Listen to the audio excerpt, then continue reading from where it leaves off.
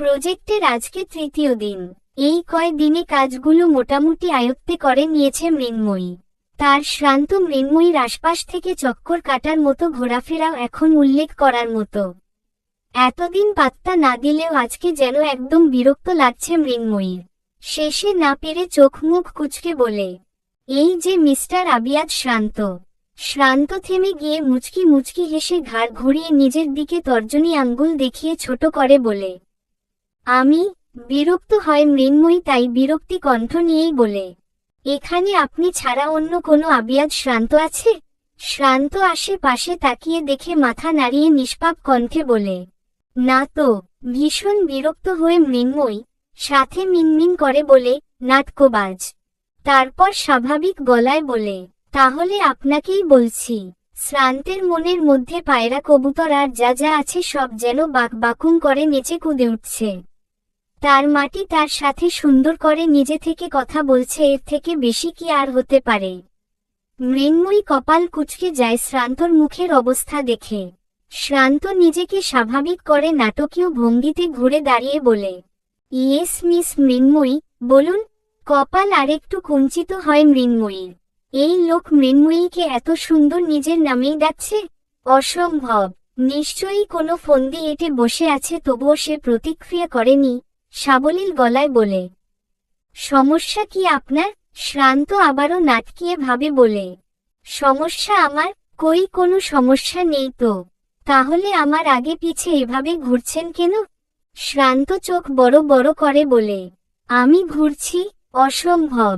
পাগলখানা এসে মাথায় তারতুর ছিঁড়ে গেছে দেখছি। ডক্টর পাগল হলে পাগল রোগী দেখবেন কি করে? মুহূর্তেই চোয়াল শক্ত করে মৃন্ময়ী। নতুন নাটক শুরু করেছে, অসহ্য। আর জবাব করে না মৃন্ময়ী। উল্টো পায়ে হাঁটা দেয় অন্য কেবিনের দিকে। শ্রান্ত মৃন্ময়ীকে রাগিয়ে দিয়ে শব্দ করে হেসে উঠতেই সূর্য এসে ধাক্কা দিয়ে গলা জাবড়ে ধরে বলে, কিও মামা হাসতাছ কেন? এমনি। আবার রাগাইয়া দিছস ভাবিরে। সূর্যের দিকে চোখ ঘুরিয়ে তাকাতেই সূর্য আবারও বলে, এখন কি ভাবিও বলতে পারমু না? গম্ভীর মুখে তাকিয়ে থেকে হঠাৎ আবারও হেসে বলে, পারবি। তাইলে রাগাইলি কেন? ও আমাকে দেখলেই আগুন হয়ে থাকে, আমি শুধু কেরোসিন ঢালি। এখানে আমার দোষ কোথায়? তাও একটু রেহাই দে মেয়েটারে। কি যে শুরু করলি? তোর খুব মায়া হচ্ছে মনে হচ্ছে। থতমত খায় সূর্য, তারপর বলে, আয় হায়, মায়া হইব কেন? আমি তো কথার কথা কইলাম। আচ্ছা বাদ দে, চল নিচ থেকে চা সিগারেট খাইয়া আহি। শ্রান্ত আবারও চোখ ঘুরিয়ে তাকায় ওয়ার্ডে। কেউ নেই তাই বলে, আচ্ছা চল। আজকে প্রজেক্টের শেষ দিন, তাই আজকের কাজগুলো খুব দ্রুতই শেষ হয়েছে। তবে শ্রান্ত আর মৃন্ময়ী মনে হয় পারলে ঘন্টায় 30 মিনিটই ঝগড়া করে কাটায়। ওয়ার্ড বয় থেকে শুরু করে নার্স পর্যন্ত দুজনের কর্মে অতি বিরক্ত। তবে শ্রান্তকে সবাই চেনে, যার কারণে কেউ কিছু বলারও সাহস পায় না। যেহেতু আজকে শেষ দিন, তাই সব রিপোর্ট আজকে সাবমিট করার পালা, তাই মৃন্ময়ী আগেই নিজের সব রিপোর্ট সাবমিট করেছে। শ্রান্ত মৃন্ময়ীর কাজের এনার্জি দেখল, তারপর ভাবল, এই ভার্সিটি লাইফে এই প্রথম বোধ হয় এত ধ্যান জ্ঞান লাগিয়ে সে প্রজেক্ট করেছে, তাও একমাত্র তার মাটির জন্য, না হলে ছন্নছাড়ার মতো খালি আসতো আর যেত। সূর্য আর তিতিক্ষার শেষ দিন প্রজেক্টের ডিউটি পড়েছে চতুর্থ তলায়, তারা এখনো ফেরেনি।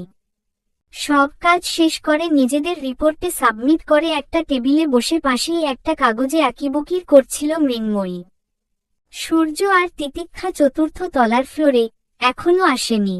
আজকে মৃন্ময়ী আর শ্রান্ত একই ওয়ার্ডে পড়ায় শ্রান্ত মনে হচ্ছে মিনিটে মিনিটে মৃন্ময়ীকে টিজ করছে। মৃন্ময়ী ততটা মনোযোগ না দিয়ে তিতিক্ষার জন্য অপেক্ষা করছে। খাতায় আঁকিবুকি করতে করতে হেয়ালি করে পাশে তাকিয়ে, আবারও টেবিলের দিকে তাকিয়ে কি মনে করে আবারও পাশে তাকায় মৃন্ময়ী। শ্রান্ত এক ধ্যানে মৃন্ময়ীর দিকে তাকিয়ে আছে। একটা অসহ্য রকমের বুক ধকধক করে উঠল মৃন্ময়ীর, সাথে অস্বস্তি হলো ভীষণ। গলা শুষ্ক ঠেকল মৃন্ময়ীর, তবুও ঢোক গিলে চোখ সরিয়ে নিয়ে টেবিলের দিকে তাকায়।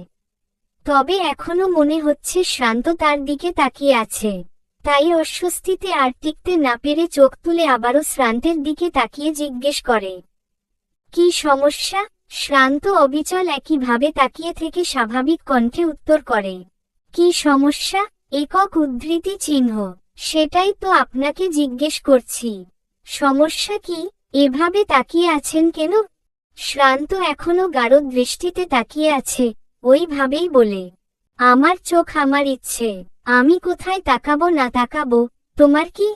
সেটা আপনার মর্জি হতে পারে, তাই বলে এভাবে আমার দিকেই তাকিয়ে আছেন কেন? কখন তোমার দিকে তাকিয়ে আছি? এই যে। কই যে? ভালো হবে না বলে দিচ্ছি। খারাপ হলেও মন্দ হয় না। আপনি কিন্তু আপনি একটা অসহ্য। কথাটা বলেই মৃন্ময়ী টেবিলের থেকে উঠে চলে যায়। আর শ্রান্ত মৃন্ময়ীকে রাগিয়ে দিতে পেরে খিকখিক করে হেসে ফেলে। প্রজেক্টের কাজ শেষ হয়েছে 2 দিন হবে। এখন ভাইবার সময় দেয়া হয়েছে।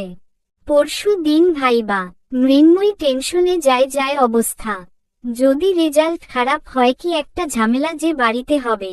তারপর প্রথম সেমিস্টার, সব বুঝে উঠতে সময় পাওয়ার আগেই মিডটার্ম শুরু। লম্বা শ্বাস নিল মৃন্ময়ী, এর মধ্যে ফোন বেজে উঠতেই বিরক্তি নিয়ে ফোনটা হাতে তুলে নেয়। তিতিক্ষা কল দিয়েছে। এই মেয়ে কি যে গন্ডগোল পাকিয়ে তাকে কল দিয়ে কান ঝালাপালা করে মৃন্ময়ী বোঝে না।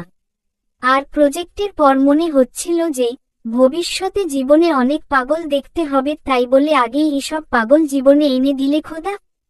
দীর্ঘশ্বাস ফেলে কল রিসিভ করতেই ওপাশে থেকে বেশ চওড়া গলায় তিতিক্ষা বলে, এই মাইয়া আমাদের বাসায় আসবি সন্ধ্যায়? বড় বৌদির স্বাদ অনুষ্ঠান। বিরক্ত হয়ে যায় মৃন্ময়ী। কাল বাদে পরশু ভাইবা ও আছে অনুষ্ঠান নিয়ে। এই মাইয়ার মাথার স্ক্রু আসলেই ঢিলা। মৃন্ময়ীও বিরক্ত নিয়ে বলে, পরশুদিন ভাইবা তিতি, তোর মাথা ঠিক আছে? আমি পাগল না। শোন মৃন্ময়ী, এসব এত সিরিয়াস নেবার কিছুই নেই, সূর্য আমায় বলেছে। এখন বল তুই আসবি? শ্রান্ত ডাকে তোকে নিতে পাঠাই? প্রথম কথা হলো আমি তোকে পাগল বলিনি তিতি। আর দ্বিতীয়ত, তোর কাছে এসব সিরিয়াস না লাগলেও আমার কাছে এখানে থাকার রাস্তা এই একটাই। আর তৃতীয়ত, তোর শ্রান্ত দা নামক আপদ মার্কা কুমিরকে কে তোর কাছেই রাখো।